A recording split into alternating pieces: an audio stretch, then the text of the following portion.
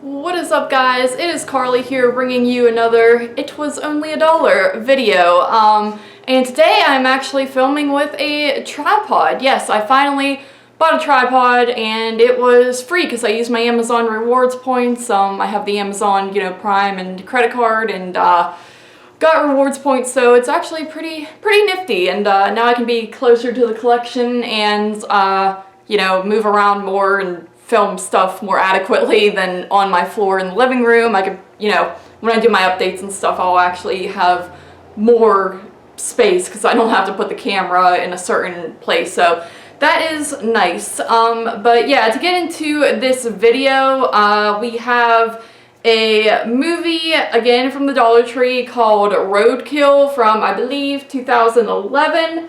And this was a sci-fi original movie, and it's part of the Man-Eater series. I didn't even realize that. JP actually asked me about it, and I was like, yeah, it does say that, but I didn't realize there's actually a collection of these movies that had come out, I guess, for sci-fi around this time period. So that's kind of cool, but as you can see, the cover is this girl, well, it's got a big sticker over it, but this girl crawling forward, and that's kind of become an infamous cover of generic movies. The girl's not in the film, it's just the cover art has her, much like this one, Absentia. So you got the same girl on both of these. It's pretty funny, but to get into the actual film, this is about a group of kids who are on a road trip in Ireland, and they stop at this gas station, of course, for gas and directions and stuff like that, the basic things that you always see in these films, and they end up causing problems. There's a gypsy of sorts there, and they accidentally run her over because she's in the middle of the road, but she doesn't die, and they also stir up some issues with the guy running the gas station, so they're like, we gotta get out of here, and they drive away and think like, they're upset about it, but they're like, okay, we're okay.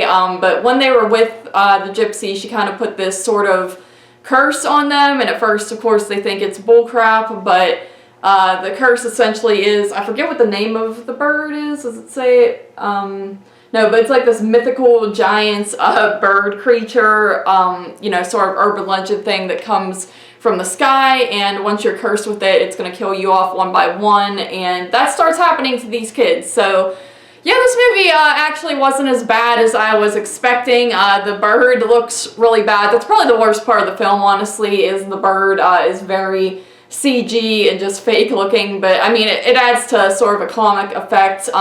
There's actually pretty decent gore in the film, blood, gore, and it's a little bit gruesome at times. Sometimes it looks a little bit fake, but for the most part they did pretty well with that, so I thought that was rather cool.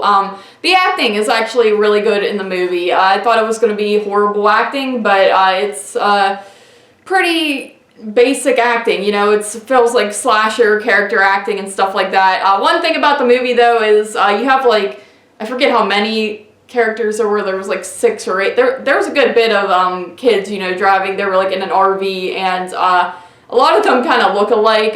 You have like 2 brunettes, basic looking white girl brunettes, and then you have 3 guys with like brown hair, white guys with brown hair that all look alike, and the only characters that don't really look like, obviously, is there's a blonde girl with a black guy. So I was kind of getting them a little confused, and they had really, basic names like Chris and stuff like that. That might not even be a name in the movie, but just basic character names, to where I was like kind of getting them a little bit mixed up. But that's not a huge deal. I mean, you see that in other movies such as The Descent and stuff like that. That's not something that really irks me too much. So I could pass for that. It does feel, towards the end, the movie starts to feel a little bit like it's overstaying its welcome, and it's really not a long film. It's only 88 minutes, so it's honestly not too long, but it still kind of gets to the point where it's like, okay, let's get on with it and stuff like that.